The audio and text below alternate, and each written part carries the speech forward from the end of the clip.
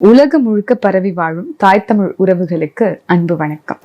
கடந்த சில நாட்களா தமிழ்நாட்டுல என்ன நடக்குது அப்படின்னா, யாருமே போராடக்கூடாதுங்க, போராடுறதுக்கு அனுமதி கிடையாது. காரணம் என்ன அப்படின்னா, பல்கலைக்கழகத்துல ஒரு மாணவிக்கு நடந்த பாலியல் வன்கொடுமை. அதை எதிர்த்து யாருமே போராடினாலும், எந்த அரசியல் கட்சி போராடினாலும், மக்கள் தன்னிச்சையாக போராடினாலும் அவர்களுக்கு அனுமதி இல்லை.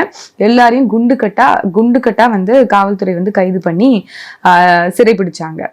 அது வந்து எதனால அப்படின்னு சொல்லி பார்த்தீங்கன்னா, மாண்புமிகு முதலமைச்சர் ஸ்டாலின் அவர்கள் வந்து சொன்னாரு, இந்த மாதிரி சட்டம் ஒழுங்கு சீர்கெட்டுரும் அதனால அப்படின்ட்டு.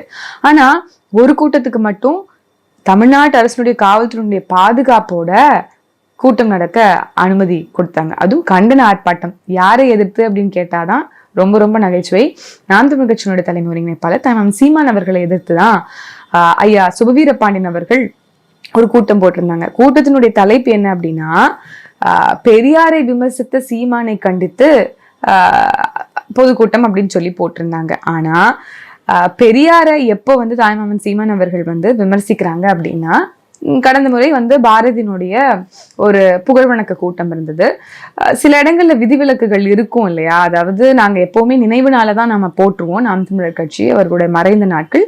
ஆனா ஒரு சில தலைவர்களுக்கு அவர்களுடைய பிறந்த நாளையும் போட்டிருக்கோம். அது வந்து கட்சியினுடைய விதிவிலக்குகளாக சில இடங்கள்ல நம்ம வந்து அந்த மாதிரி பிறந்த நாளையும் போட்டிருக்கோம். ஆனா பிறந்த நாளை கொண்டாடணுமா அப்படின்லாம் கேட்டா இல்ல. இது வரைக்கும் பாரதியை வந்து புகழ்வதற்கு இது வரைக்கும் மேடையே நம்ம வந்து ஏறினதில்லை. இருந்தாலும் இப்ப தமிழுக்காக பல பாடல்களை, கட்டுரைகளை, கவிதைகளை வார்த்தை நம்மளுடைய பாட்டன் பாரதிக்கு வந்து ஒரு புகழ் வணக்கம் நடத்தணும், அவரை பத்தி பெருமையா வந்து நாம எடுக்கல அப்படின்னா நம்ம வேற யாரு, அதை இது வரைக்கும் எந்த அரசியல் கட்சியும் எடுத்ததாக ஒரு சரித்திரம் இல்லை. அப்படி நம்ம வந்து எடுக்கணும். அவர் வந்து தமிழுக்காக எவ்வளவு பாடியிருக்காரு, எவ்வளவு சொல்லியிருக்காரு அப்படிங்கிறத சொல்லணும் அப்படிங்கிறத இந்த முறை முன்னெடுத்தோம். அது வந்து ஒரு விதிவிலக்கு தான். அது ஒரு பெரிய குற்றச்சாட்டா வந்து முன் வச்சு ஐயா வந்து சுபவீரபாண்டியன் அவர்கள் வந்து ஒரு கூட்டம் வச்சாங்க. நம்ம ஐயா சுபவி அவர்களுக்கு என்ன சொல்றோம் அப்படின்னா, அன்னைக்கு வந்து சீமான் அவர்கள் மேடையில பேசும்போது தமிழை தமிழ் சனியன் என்றும் தமிழ் காட்டுமிராண்டி மொழி என்றும் சொன்ன ஐயா பெரியாருங்க, யாமறிந்த மொழிகளிலே தமிழ் மொழி போல் இனிதாவது எங்கும் காணோம்னு சொன்ன பாரதி எங்க அப்படிங்கிற ஒரு கேள்வி கேட்டாங்க. இதுல என்ன தவறு இருக்கு? ஐயா பெரியார் அவர்கள் தான் நமக்கு சொல்லியிருக்காங்க, பகுத்தறிவு அவசியம் அப்படின்னு சொல்லியிருக்காங்க. அப்போ பகுத்தறிவுனா என்ன?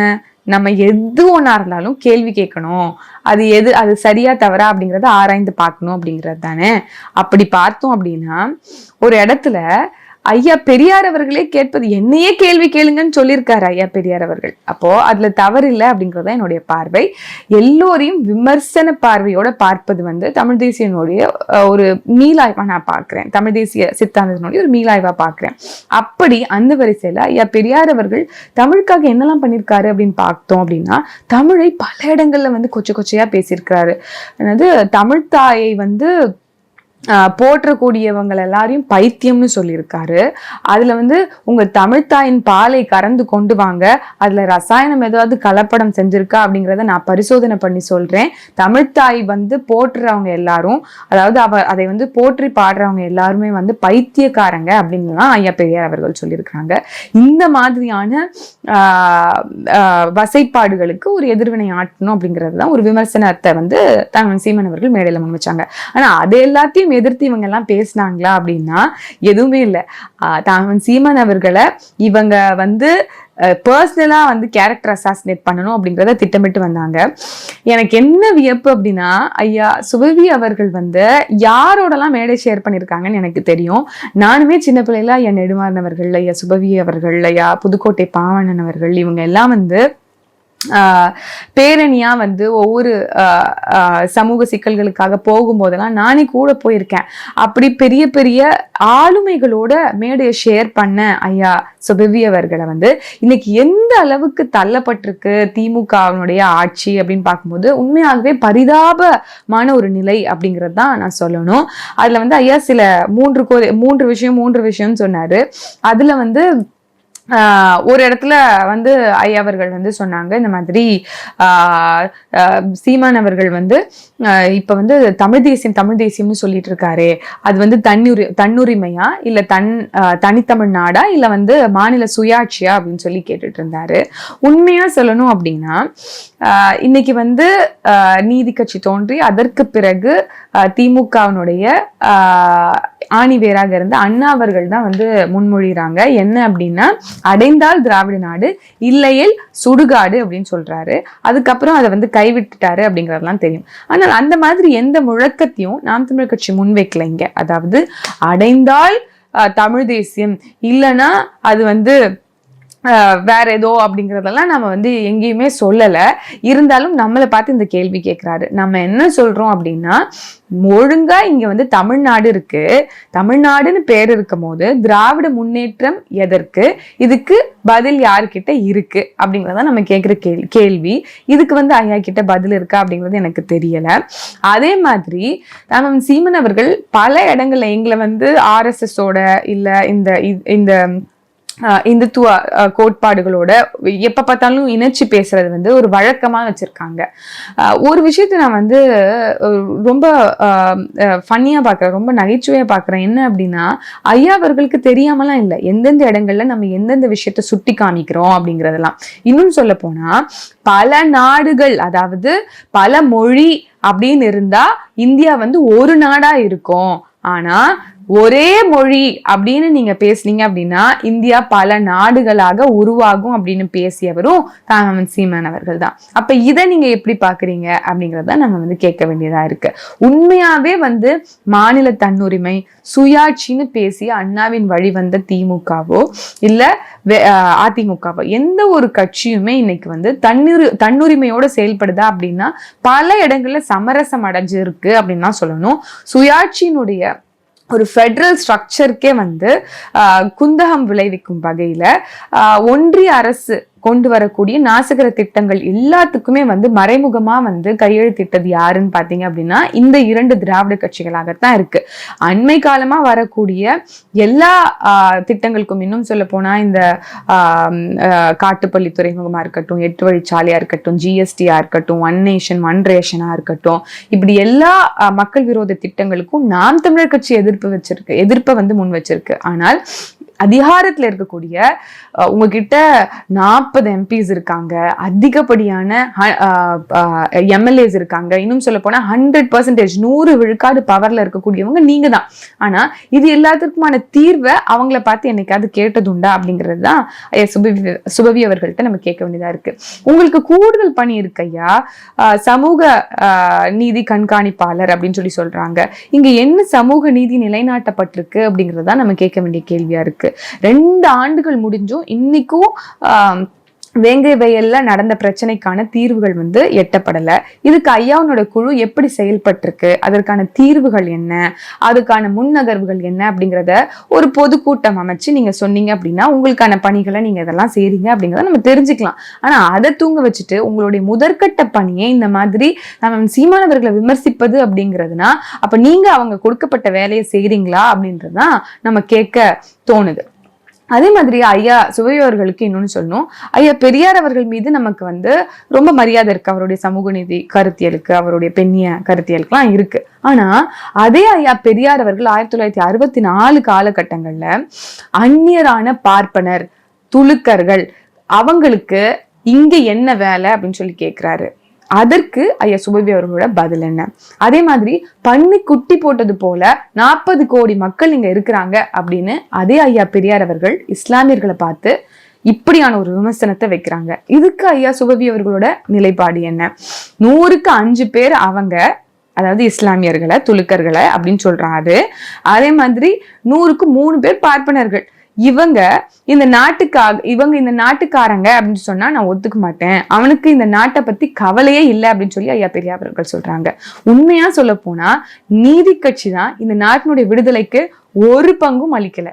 இந்த நாட்டினுடைய சுதந்திர விடுதலைக்காக எங்கேயுமே போராடல. ஆனால் இங்க நாட்டினுடைய இந்த இந்தியா என்கின்ற நாட்டின் விடுதலைக்காக போராடிய பலர்ல வந்து இஸ்லாமியர்கள் தான் அப்படிங்கிறத நம்ம வந்து நினைவுபடுத்த வேண்டிய கட்டாயமா இருக்கு. இன்னொன்னு, ஐயா சுபவி அவர்கள்ட்ட கேட்க வேண்டியது என்ன அப்படின்னா, பார்ப்பனர் துலுக்கர்களால தமிழ்நாட்டுக்கு பேராபத்து அப்படின்னு ஐயா பெரியார் அவர்கள் சொல்லியிருக்காங்க. இதுக்கு ஐயா சுபவி அவர்களோட நிலைப்பாடு என்ன அப்படின்னு கேட்கணும். அதே மாதிரி பார்ப்பனர்களுக்கு பயந்து முஸ்லிம்களுக்கு அதிக இடம் கொடுத்துட்டோம், இது சாணிய மிதிக்க அசிங்கப்பட்டு மலத்தின் மேல கால வச்ச கதையா நேர்ந்திருக்கு அப்படிங்கிற பழமொழிக்கு ஒத்து போயிருக்கு அப்படிங்கிறத ஐயா பெரியார் அவர்கள் சொல்லியிருக்காங்க. அது 1960 காலகட்டங்கள்ல. இது எல்லாத்துக்கும் ஐயா சுபவி அவர்களோட நிலைப்பாடு என்ன, இதுக்கு என்ன பதில் அப்படிங்கிறத ஐயா சுபவி அவர்கள் விளக்கம் அளிக்கணும் அப்படிங்கிறது என்னுடைய தார்மீக வேண்டுகோள். தமிழ் தேசிய சித்தாந்தத்தை அதாவது உள்வாங்கிய பெருமக்கள் எல்லாருமே வந்து ஒரு மீளாய்வு செய்யறோம். ஐயா பெரியார் அவர்கள் என்னென்னலாம் செஞ்சிருக்காங்க தமிழுக்காக அப்படின்னு சொல்லி பார்க்கும்போது அத வந்து வேறு கோணத்துல பார்க்க வேண்டிய அவசியம் இருக்கு. உண்மையாகவே வந்து இது எல்லாத்தையும் பார்க்கும்போது ஐயா பெரியார் அவர்கள் தமிழை பல இடங்கள்ல வந்து அவமதிச்சு பேசியிருக்கிறாரு. அதோட சேர்ந்து ஐயா அவர்களுக்கு இன்னொன்னு வந்து நான் கேட்கணும்னு நினைச்சேன். நீங்க மேடையில பேசும்போது சொன்னீங்க 26 ஆண்டு காலமா வந்து சீமான் என்ன பண்ணார்லாம் கேட்டீங்க. அதுக்கு பலரும் எங்களுடைய கட்சி சார்பா அவங்க வந்து உங்களுக்கு பதில் சொல்லியிருக்காங்க. உண்மையாகவே சீமான் அவர்கள் உங்களோட தான் இருந்திருக்கிறாங்க. அதுக்கு வந்து நானுமே சாட்சி. ஏன் அப்படின்னா வந்து என்னுடைய தந்தை தமிழ் முழக்கம் ஷாலமீது அவர்கள் உங்களோட தான் சேர்ந்து பயணிச்சாங்க. அதோட தான் சீமான் அவர்களும் சேர்ந்து பயணிச்சாங்க அப்படிங்கிறது நமக்கு தெரியும். நீங்க வந்து அப்புறம் சொன்னீங்க இந்த மாதிரி பொடால வந்து கைது செய்யப்பட்டோம், அப்பெல்லாம் வந்து எங்களை வந்து பார்த்தாரா அப்படின்னு சொல்லி நீங்க கேட்டீங்க. அதே பொடால என்னுடைய வாப்பா தந்தை தமிழ் முழக்கம் ஷாலமீது அவர்களும் கைது செய்யப்பட்டிருந்தாங்க. ஆனா அதுக்கப்புறம் வந்து சீமான் அவர்களோட இணைஞ்சுதான் கட்சி ஆரம்பிச்சு கட்சியை தொடங்கி இந்த கட்சி வந்து இன்னைக்கு இவ்வளவு பெரிய ஒரு மக்கள் அங்கீகாரம் பெற்ற ஒரு கட்சியாக மக்கள் போற்றக்கூடிய ஒரு தலைவனாக உருவெடுத்திருக்கிறாங்க. அதை பார்த்து நீங்க வாழ்த்தணும் தானே. ஏன்னா நீங்க சொல்லி கொடுத்த அரசியலை தான் இன்னைக்கு சீமான் அவர்கள் வந்து முன்னெடுத்துட்டு போறாங்க. அது என்னுடைய வாப்பா தமிழ் முழக்கம் ஷாலமீது அவர்கள் கூட பலமுறை சொல்லியிருக்கிறாங்க. எங்களுக்கு எல்லாருக்கும் தமிழ் தேசிய வகுப்பெடுத்தவர் ஐயா சுபவி அப்படின்னு சொல்லியிருக்காங்க. இன்னும் சொல்ல போனால் நம்ம தமிழினத்தின் துரோகி கருணாநிதி அப்படிங்கிறத நீங்க சொல்லி கொடுத்ததாகத்தான் பலமுறை வாப்பாவும் வந்து பதிவு செஞ்சிருக்கிறாங்க. அப்படி இருக்கையில உங்ககிட்ட நியாயமா நான் தான் ஒண்ணு கேட்கணும். வாப்பா வந்து இறந்ததுக்கு அப்புறம் அதாவது 2 பேரும் வந்து பின்னி பிணைந்து பல இடங்கள்ல நீங்க பெரியார் இடதுசாரி தமிழ் தேசியம் போன்ற இந்த புத்தகங்கள்லாம் எழுதுறது வந்து எழுதும்போது தமிழ் முழக்கத்துல உட்காந்து எழுதுனீங்க அப்படிங்கிறது எனக்கும் தெரியும். நீங்க வந்து அது ஒரு பொடாக்காலம் புத்தகத்துல வந்து அதிக இடத்துல வாப்பானுடைய பேரை வந்து அங்க எழுதிருக்கீங்க. அதுல வந்து ஒவ்வொரு மாதமும் நம்ம வந்து நிகழ்வு எடுக்கணும், அதுக்கு வந்து வாப்பா தான் வந்து எல்லாமே இருந்து செய்வாங்க, முன்னெடுப்பாங்க அப்படிங்கிறதெல்லாம் தெரியும். எங்க அம்மாவும் இன்னொரு சாட்சின்னு கூட சொல்லலாம். ஏன்னா வாப்பா சம்பாதித்த பொருளாதாரத்துல பலதையும் வந்து இந்த தமிழ் தேசியத்துக்காக தான் வந்து செலவு செஞ்சுச்சு. அதுக்கு நீங்கெல்லாம் வந்து ஒரு வழிகாட்டியாக இருந்திருக்கீங்க. ஆனா அப்படி வந்து நகவும் சதையுமா இருந்த நீங்க என்னுடைய தந்தை மறைவுக்கு பிறகு மறைவுக்கு வரல, சரி அதாவது கோவினுடைய வேவு அப்படின்னு சொல்லி என்னால புரிஞ்சுக்க முடியுது. ஆனா அதற்கு பிறகு நீங்க ஏதாவது கண்டுக்கிட்டீங்களா அப்படிங்கிறது தான் இந்த காணொலிய வாயிலாக அவங்க கிட்ட கேட்க தோணுது எனக்கு. அதனால இதெல்லாம் வந்து ஒரு பெரிய விஷயமா நீங்க வந்து மேடை ஏறி சொல்லணுங்கிறது இல்லைங்கய்யா. அதே மாதிரி பல கோடி மக்களினுடைய ஆதரவு பெற்ற ஒரு தலைவரை ஒரு என்ன சொல்றது, நீங்க வந்து ரொம்ப ரொம்ப ரொம்ப ஈஸியா வந்து உங்களை சார்ந்தவர்களும் உங்களுடைய நீங்க ஷேர் பண்ணிருக்கீங்களா அந்த மேடையில இருக்கக்கூடியவங்க எல்லாம் இருக்காங்களே, அவங்கெல்லாம் பேசும்போது ரொம்ப ரொம்ப ரொம்ப உங்களோட ஸ்டாண்டர்ட் வந்து கீழே குறையுது அப்படின்னு தான் நான் பார்க்குறேன். நீங்கள் ஒரு பேராசிரியர், அப்படி இருக்கும்போது நீங்கள் வந்து இந்த மாதிரி நபர்களோட மேடை ஷேர் பண்ணுறது வந்து உங்களுக்கு அழகில்லை அப்படின்னு தான் பார்க்குறேன். குறிப்பா அவங்க எல்லாம் வந்து நாகரிக பாடம் நாம் தமிழர் கட்சியை பார்த்து எடுக்கிறது வந்து கொஞ்சம் கூட பொருந்தாது அப்படிங்கிறது தான் என்னுடைய பார்வை. எல்லா அசிங்கத்துக்கும் நீங்க வந்து சமூக வலைத்தளத்துல உங்களை திட்டுறதை பத்தி பேசுறீங்க. அது யாருமே வந்து சீமான் அவர்கள் சொல்லியோ அப்படியெல்லாம் எங்குமே இங்க நடக்கிறது இல்லை. ஒண்ணு. இன்னொன்னு, உங்க ஆட்கள்லாம் எவ்வளவு கேவலமா, எவ்வளவு கீழ்த்தரமா, எவ்வளவு அநாகரிகமா ஒரு அரசியல் கட்சி தலைவரை பேசுறாங்க அப்படிங்கிறத நீங்க அந்த பக்கமும் பார்க்கணும். உங்களோட கால்களை எங்களோட ஷூலிந்தும் போட்டு பார்க்கணும் அப்படிங்கிறது தான் நான் இந்த காணொலி வாயிலா உங்களுக்கு கேட்டுக்கிறது. ஐயா சுபவீர பாண்டியன் அவர்கள் மீது மிகுந்த மரியாதையும் மதிப்பும் எனக்கும் என்னுடைய குடும்பத்துக்கும் இருக்கு. என்னுடைய தந்தை தமிழ் முழக்கம் ஷாஹில் ஹமீது அவர்களும் ஐயா சுபவீர பாண்டியன் அவர்களும் 1.5 ஆண்டுகள் வந்து சிறையில வந்து ஒன்னதான் இருந்திருக்கிறாங்க. இன்னும் சொல்ல போனால் மற்ற செய்திகள்லாம் வாப்பா என்கிட்ட பகிர்ந்துருக்காங்களோ இல்லையோ, அதிகமா பகிர்ந்தது என்ன அப்படின்னு சொல்லி பார்த்தீங்க அப்படின்னா ஐயா சுபவி அவர்களை பத்தி. ஏன்னா அந்த சிறைச்சாலையில ஐயா வந்து பாப்பாவுக்கு வந்து அரசியல் பாடம் எடுத்ததுலேருந்து, இன்னும் ஆங்கிலத்துல கிராமர் பாடம் எடுத்ததுலேருந்து பலவற்றையும் சொல்லி கொடுத்துருக்கிறாரு அப்படின்னு சொல்லுவாங்க. அவங்க வீட்டுக்கு நாங்க போனது, எங்க வீட்டுக்கு ஐயா வர்றது, அப்புறம் தமிழ் முழக்கத்திலே ஐயா வந்து இருந்து, இன்னும் சொல்ல போனால் பெரியாரின் இடதுசாரி தமிழ் தேசியம் என்கின்ற புத்தகத்தை ஐயா வந்து எங்களுடைய தமிழ் முழக்கம் அலுவலகத்துல தான் உட்கார்ந்து எழுதவே செஞ்சாரு முழுமையா. அப்படி ஒரு ஒரு ஒரு சிறந்த சிந்தனையாளரா இருந்த ஐயா அவர்கள் இன்னைக்கு அவருடைய நிலைமையை நினைக்கும் போது, அவருடைய இடத்தை பார்க்கும்போது உண்மையாகவே பரிதாப நிலையில இருக்கோ. பாப்பா இருக்கும் போது 2 கூட்டத்துல பேசியிருக்காங்க, 2 இன்டர்வியூஸ்ல கொடுத்திருக்காங்க. எங்க எல்லாருக்கும் தமிழ் தேசிய பாடம் எடுத்த ஐயா சுபவீர பாண்டியன் அவர்கள் இன்னைக்கு வந்து என்ன காரணத்துக்காக இப்படி வந்து திமுகவுக்கு வந்து சார்பு நிலை எடுத்துட்டு இருக்காரு அப்படின்னு தெரியல அப்படின்னு சொல்லி பல இடங்கள்ல ரொம்ப வருத்தப்பட்டு பாப்பா வந்து பதிவு செஞ்சிருப்பாங்க. உண்மையாவே அப்படிதான் இருக்கு. இன்னைக்கு ஐயாவுடைய அன்னைக்கு வந்து ஐயாவோட மேடையை ஷேர் பண்ணவங்க எல்லாருமே வந்து பெரிய சிந்தனையாளர்களா இருப்பாங்க, நல்ல ஆட்கள். ஐயா அறிவுமதி இருப்பாங்க, புதுக்கோட்டை பாவாணன் இருப்பாங்க, அங்கிள் இவங்க இருப்பாங்க, தாயப்பன் அங்கிள் இருப்பாங்க, என் நெடுமாறன் அவங்க இருப்பாங்க. இவங்க எல்லாரோடையும் சேர்ந்து போகக்கூடிய அந்த விழிப்புணர்வு பேரணிலாம் நானும் பங்கேற்றிருக்கேன்.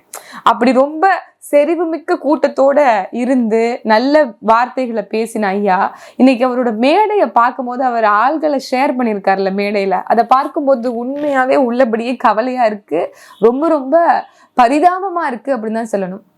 அதாவது மாஸ் மீடியாவுக்கு இருந்த அந்த அட்டென்ஷன் சோசியல் மீடியாவுக்கு மாற தொடங்கின ஒரு எராவா நான் இதை பார்க்குறேன். ஏன்னா அதனுடைய ஸ்டாண்டர்டும் இப்போ உயர்ந்திருக்கு.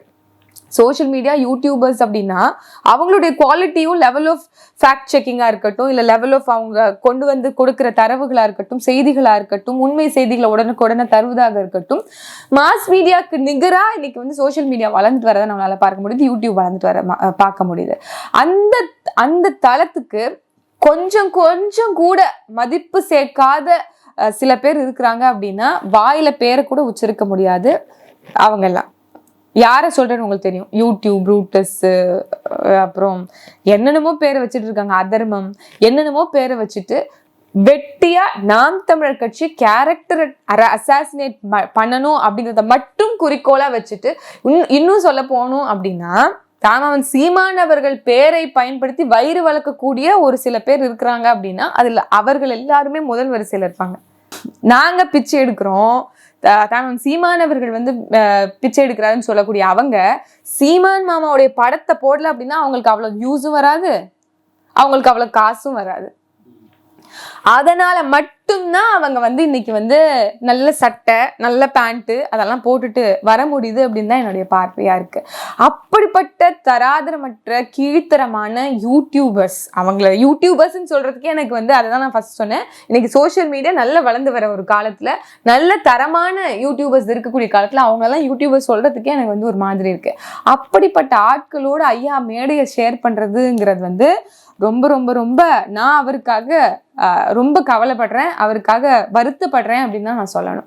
அப்படிப்பட்ட ஒரு நபர் வந்து மேடை ஏறி என்னென்ன கருத்துக்கள்லாம் பேசிக்கிட்டு இருந்தவர் இன்னைக்கு வந்து சீமான் அவர்களை எதிர்க்கிறத மட்டுமே வேலையா வச்சிருக்கு அப்படின்னா எந்த அளவுக்கு திமுக அவரை கீழே தள்ளி இருக்குங்கிறத ஐயா தான் கொஞ்சம் சுய பரிசோதனை பண்ணிக்கணும் அப்படிங்கிறதையும் நான் பாக்குறேன். ஐயா வந்து தொடக்கத்திலேருந்தே வந்து ரொம்ப நேரம் குறுகியிருக்குன்னு ஆரம்பிச்சாரு. சரி, சீமான் அவர்கள் பெரியாரை விமர்சிச்சு மேடையேறி பேசிட்டார் அப்படிங்கும் போது பெரியார் அவர்கள் என்ன நல்லதெல்லாம் செஞ்சிருக்காரு அப்படின்னு சொல்லி அதற்கான எதிர்வினை ஆற்றிருந்தா சரியா இருந்திருக்கும். ஆனா சீமான் அவர்களை பர்சனல் அட்டாக் மட்டும்தான் அந்த காணொலி முழுக்க, அதாவது அந்த மேடை முழுக்க பேசியிருக்கிறாங்க அப்படிங்கிறது நம்மளால பார்க்க முடிஞ்சது. அதுல ஐயா சொன்னது எனக்கு கொஞ்சம் கூட ஏற்க முடியாத ஒரு விஷயம் என்ன அப்படின்னா, தன்னல வெறி, பணவெறி, பதவி வெறி இது எல்லாம் இருக்கு அப்படின்னு சொல்லி சொன்னாங்க. எனக்கு ஒன்றும் புரியல. அதாவது 2010 கட்சி தொடங்கி 2024 வரைக்கும் நாங்க எந்த எம்எல்ஏவோ எம்பியோ கவுன்சிலரோ உங்க பாணியில இன்னும் வாங்கவே இல்லைங்கய்யா. அதுக்குள்ள எங்களை வந்து கட்சி வெறி, ஆட்சி வெறி, பதவி வெறி அப்படிலாம் சொல்றீங்க அப்படின்னா நியாயமாக சொல்ல போனால் அன்னைக்கு ஐயா கலைஞர் அவர்கள் இருக்கும்போதும் அன்னைக்கு ஐயா அம்மையார் ஜெயலலிதா அவர்களும் இருக்கும்போதே தொடங்கப்பட்ட கட்சி நாம் தமிழர் கட்சி.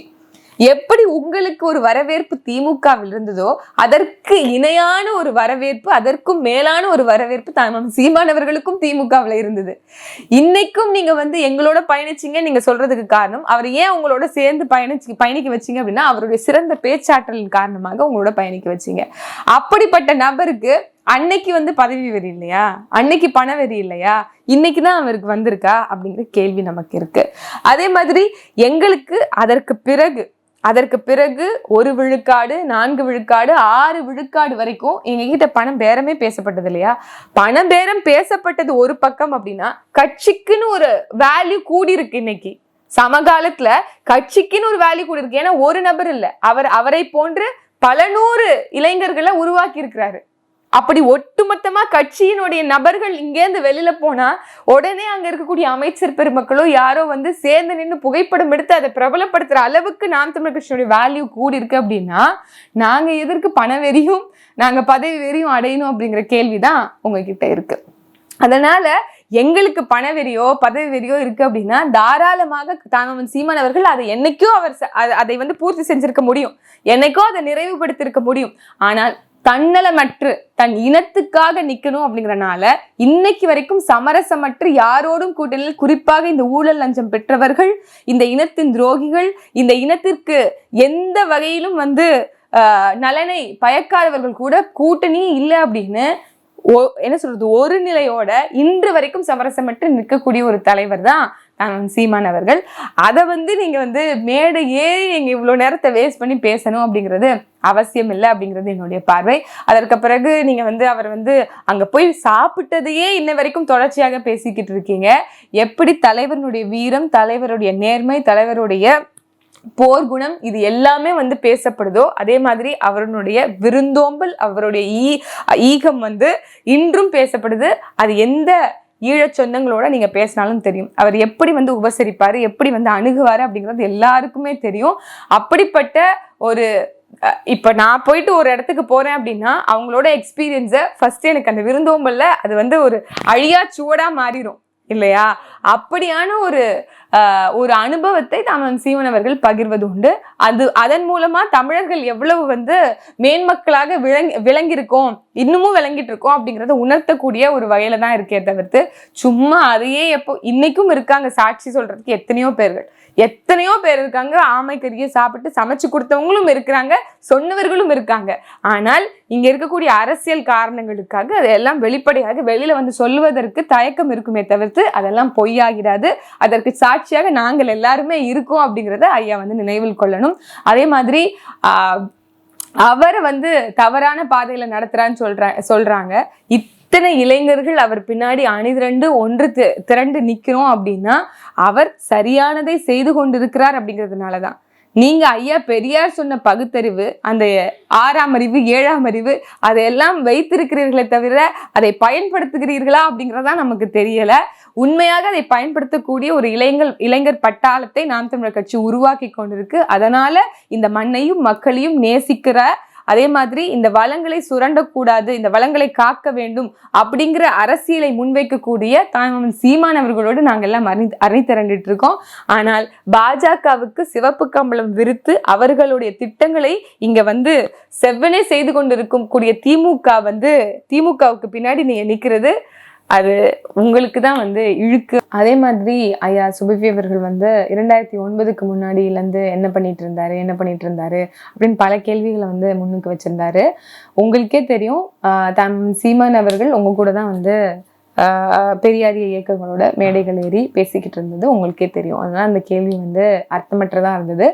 அதே போன்று பொடா சட்டத்துல நாங்க அடைபட்டிருந்தோம், அப்ப பாத்தீங்களா, என்னை பார்த்தாரா சீமான் அப்படின்னு சொல்லி கேட்டீங்க. உங்களோட சேர்ந்து என்னுடைய தந்தை தமிழ் முழக்கம் ஷால் அமீது அவர்களும் இருந்தாங்க ஐயா, உங்களுக்கு நல்லா தெரியும். என்னுடைய தந்தை தமிழ் முழக்கம் ஷால் அமீது அவர்களையும் சீமான் நம்ம ஒன்றும் பார்க்கலையே. அப்ப அவங்க அவங்களுடைய வேலைய அவங்களுடைய பொருளாதாரத்தை எப்படியாவது பார்த்து சரி செய்யணும் அப்படிங்கிறதுக்காண்டி அந்த வேலைகளை ஈடுபட்டுக்கிட்டு இருந்தாங்க. இல்ல அதற்கு பிறகுதான் என்னுடைய தந்தை தமிழகம் ஜாலமீது அவர்கள் கூட தாமன் சீமான் அவர்கள் எல்லாரும் இணைந்துதான் ஒருங்கிணைத்து உருவாக்கப்பட்ட கட்சியாக நாம் தமிழர் கட்சி இருக்கு. அதனால என் வாப்பா வந்து கோச்சிக்கிட்டோ இல்ல உங்களை மாதிரி இதை வந்து மேடைகளை சுட்டி காமிச்சிட்டோ அது எந்த இடத்துலையும் பண்ணலை அப்படிங்கிறத உங்களுக்கு நினைவுபடுத்துறேன். அதனால இதெல்லாம் வந்து ரொம்ப சின்ன சின்ன விஷயம், அதெல்லாம் நீங்க சுட்டி காமிக்கிறது வந்து உங்களுடைய ஸ்டேச்சருக்கு வந்து அவ்வளோ அழகா இல்லை அப்படிங்கிறத நான் சொல்லணும்னு நினைச்சேன். அது ஒண்ணு. அதே மாதிரி இன்னைக்கு வந்து நீங்க ஐயா வைகோ அவர்களா இருக்கட்டும், ஐயா கொளத்தூர்மணி அவர்களா இருக்கட்டும், எல்லாருமே வந்து தமிழீழ மக்களுக்காக பேசினாங்க. ஆனால் பிரபாகரனை வந்து தூக்கிலிட வேண்டும் அப்படின்னு சொன்னதுக்கு பிறகு அதே ஐயா வைகோ அவர்களும் அதே ஐயா திருமா அவர்களும் யாரோட கூட்டணி வச்சாங்க அப்படிங்கிறது உங்களுக்கு தெரியும் இல்லையா? அப்படிப்பட்ட நபர்கள் இன்னைக்கு வந்து அமைதியா இருக்காங்க. ஏன் இன்னைக்கு அவர்கள் வந்து அதை பத்தி எல்லாம் பேசல அப்படிங்கிற கேள்வி நீங்க தான் உங்க தரப்புல இருந்து எழுப்பணும். இன்னைக்கு வரைக்கும் தலைவர் பிரபாகரன் அவர்களுடைய இந்த கருத்தியலை, இந்த தமிழ் தேசிய சிந்தனையை, இந்த போர்க்குணத்தை மக்கள் மத்தியில, இளைஞர்கள் மத்தியில தொடர்ச்சியாக விதைத்து கொண்டிருக்கக்கூடிய சீமான் மீது எதுக்கு உங்களுக்கு இவ்வளவு கோபம், வன்மம் அப்படிங்கிறத நீங்க ஒரு காணொலியில விரிவா சொல்லணும். நன்றி, வணக்கம்.